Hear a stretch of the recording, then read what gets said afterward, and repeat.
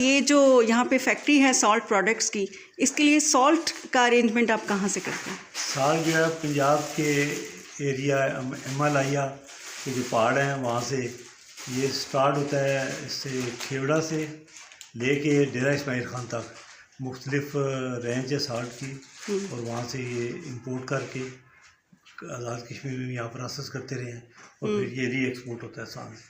तो ये जितने भी प्रोडक्ट्स हैं इनका सारा प्रोसीजर कंप्लीशन का यहीं पे हो रहा है? जी, सारा मीरपुर में 20 साल से मीरपुर में ही फैक्ट्री लगी हुई है और एक्सपोर्ट क्वालिटी की है, और तकरीबन 200 से ज़ायद जो प्रोडक्ट हैं वो एक्सपोर्ट की यहाँ से रेगुलर जा रही हैं। तो आप एक्सपोर्ट की बात करें, कौन से ममालिक में ज़्यादा जाते हैं ये प्रोडक्ट्स? यूरोप में जा रहा है, यूरोप में, अमेरिका में, ये साल तो तकरीबन दुनिया के हर मुल्क में जा रहा है। पिंक साल की अवेयरनेस जो है वो ऐसा ऐसा दुनिया सारी को जो है वो पता चलती जा रही है, और जैसे जैसे वक्त गुजर रहा है इसकी